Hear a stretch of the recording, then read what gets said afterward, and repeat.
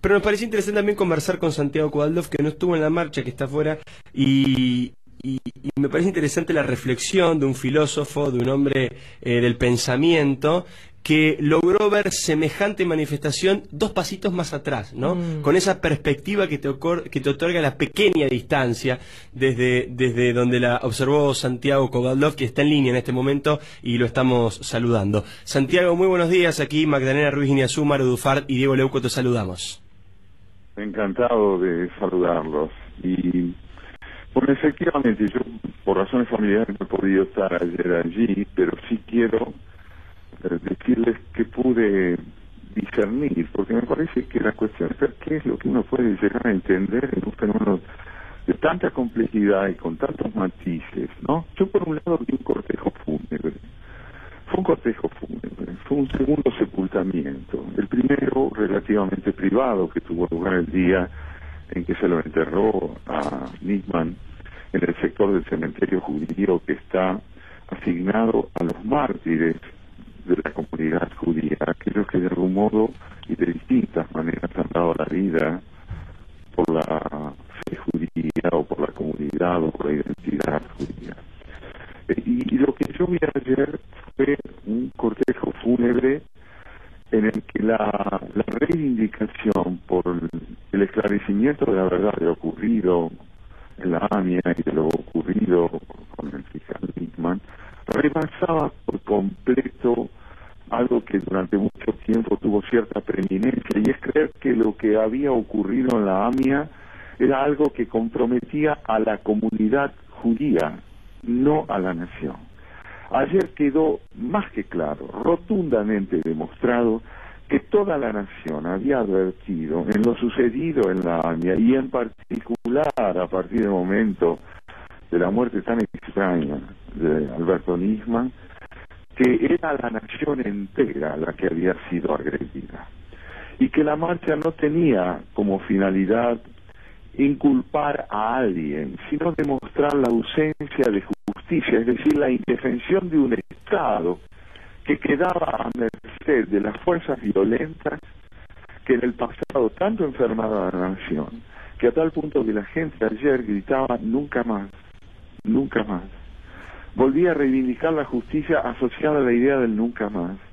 Y me parece que esta angustia, la angustia profunda de advertir que el pasado seguía invicto, que el Estado seguía en manos del delito, que las instituciones de la República no alcanzaban a administrar justicia, sino que quedaban vulneradas por la injusticia, lo que la gente salía a recordar y a reivindicar, la indefensión de una sociedad que ya no cuenta con la ley para poder garantizar sus derechos a la protección cívica. Justamente, Kovaldov, justamente los que estuvimos ayer en la marcha, comentábamos que lo que se sentía también era subyacente una reflexión. Si esto le ocurre a un fiscal de la República, ¿qué le puede pasar a un simple ciudadano? ¿No es cierto? No es solamente el miedo de lo que puede pasar, sino la indefensión. ¿Dónde está la ley, no? Claro, claro. Es decir, que el terrorismo, con la muerte de Nisman, la violencia, el crimen impune, la imposibilidad de guarecernos en la ley y en la fortaleza del Estado ante el delito, volvía a poner de manifiesto algo tremendo, ¿no? Tremendo, que es esta idea de la intrascendencia cívica de la ciudadanía. Y esa intrascendencia tuvo como contraparte, digamos, como aspecto que matizaba la idea del cortejo fúnebre, la idea de un aquí estamos para expresar que no nos resignamos a esa intrascendencia, a esa indefensión, que hemos aprendido ya cuál es la realidad que nos espera donde la República no tiene fortaleza institucional. Es decir, que fue una marcha, en este segundo aspecto, de reivindicación de los derechos a saldar una deuda que el país y el Estado y la política tienen con la ciudadanía desde hace mucho, que es completar de veras la transición del autoritarismo a la democracia plena. Esa transición que sigue inconclusa, porque el Estado sigue estando en las manos del delito desde el momento que las autoridades constitucionalmente elegidas no pueden cambiar el rumbo de esa fatalidad terrible que es la irrelevancia de la vida personal y social. Santiago, estamos repitiendo esta pregunta para conocer y recoger diferentes opiniones. ¿Por qué crees que una marcha tan pacífica como la de ayer, diría yo incluso, e insisto con esto, de las últimas protestas en contra del gobierno, claramente la que no tuvo ninguna consigna en contra de nadie, sino a favor de la justicia, ¿por qué crees que justamente esta marcha fue la que más enojó al gobierno, o la que más preocupó, o la que más incomodó al oficialismo, insisto, habiendo sido la más pacífica de todas, ¿no? Casi que irónicamente? Sí, parecería una paradoja, pero en verdad creo yo, Diego, que es así. El gobierno, desde que está en el poder, desde hace ya 12 o 13 años casi, desde que está en el poder el gobierno, siempre ha apostado a la segmentación y a la fragmentación de la sociedad, al enfrentamiento entonces entre réprobos y elegidos. Al no predominar ayer de ninguna manera las consignas políticas, esa tentativa de presentar a la sociedad dividida y fragmentada entre sectores hostiles, recíprocamente hostiles, fracasó. Ayer era la ciudadanía sin banderas partidarias y sin consignas ideológicas la que venía a reivindicar valores institucionales de la República y por lo tanto la presunción de que era posible fragmentarla nuevamente se veía extraviada en la impotencia y en el fracaso. Ayer triunfó la unidad sobre la división. Ahora, como filósofo, Kovadlov, ¿cómo interpreta una negación de la realidad tan fuerte como puede haber sido a lo largo de, si no me equivoco, 3 cadenas oficiales, el no comentario presidencial, por lo menos de pésame hacia la familia del fiscal Nisman? Realmente llama la atención. Filosóficamente, ¿cómo se mira esto? Mire, hasta donde puedo interpretarlo yo, lo que advierto es esto. Los regímenes autoritarios, autocráticos y con ribetes fuertemente totalitarios tienden siempre a negar la realidad como punto de partida de la construcción de sus propuestas. Asientan sus propuestas y sus interpretaciones en una concepción de lo real que necesita que lo real coincida con su discurso y no su discurso con la realidad. Esto parece un juego de palabras y no lo es.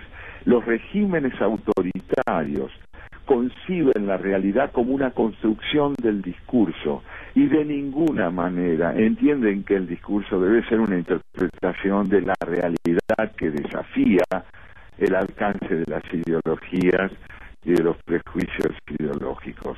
Entonces, ¿qué es lo que advertimos? El enorme silencio que complementa el silencio de la marcha.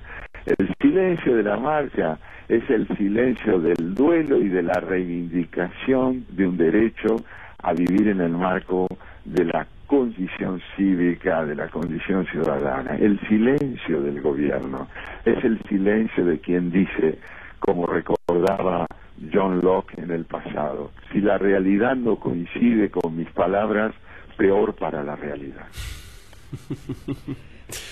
¿Crees que algo va a cambiar, Santiago, a partir de ahora? Yo creo que hay una demanda muy alta de cambio, pero no de gobierno, de cambio de mentalidad. La gente ha llevado hasta un extremo notable algo muy importante. Nosotros creímos en 1983 que al dejar atrás el autoritarismo del terrorismo de Estado y de la guerrilla, al quedar atrás entonces esa etapa inaugurada en el 76 y al ingresar en una etapa de civilidad, podíamos realmente superar las limitaciones que nos había impuesto la dictadura y que nos había impuesto la guerrilla. En estos años que han transcurrido, en estas 3 décadas, hemos advertido algo sumamente doloroso, y es que la civilidad, y sobre todo a través de sus representantes políticos, no terminaba de estar a la altura de la necesidad de completar el ciclo de transición del autoritarismo a la democracia republicana plena. Esa incompletud, esa carencia, se ha hecho evidente de un modo verdaderamente trágico con Nisman. En consecuencia, lo que la gente quiere, me parece a mí, se notó en la marcha, es que ese proceso se complete. Hay que ver si los dirigentes políticos son capaces de responder a esa demanda o se harán cómplices, inconscientes y a veces involuntarios de ese pasado en lugar de hacerse portavoces y productores de un porvenir alternativo. Nada está escrito, pero nosotros tenemos que implorar que nuestras dirigencias sepan que por el momento la ciudadanía está a la vanguardia de ellos. ¿Y usted cree que, digo, en su opinión, cree que la oposición, la dirigencia política de la oposición está a la altura de esa situación, que va a poder interpretar ese mensaje de la sociedad y liderar el proceso? Yo lo que creo es que ese es su deber. Si no lo interpreta, nuestra tragedia está asegurada. Si lo interpreta, puede iniciar un proceso muy largo que va a requerir sucesivos gobiernos constitucionales para afianzar en la ciudadanía la convicción de que tiene ella, la ciudadanía, sentido. De lo contrario, la Argentina dejará de ser una nación, aunque sobreviva. No, es terrible, Kovadov, la palabra que está empleando, que sobreviva, sí. ¿no?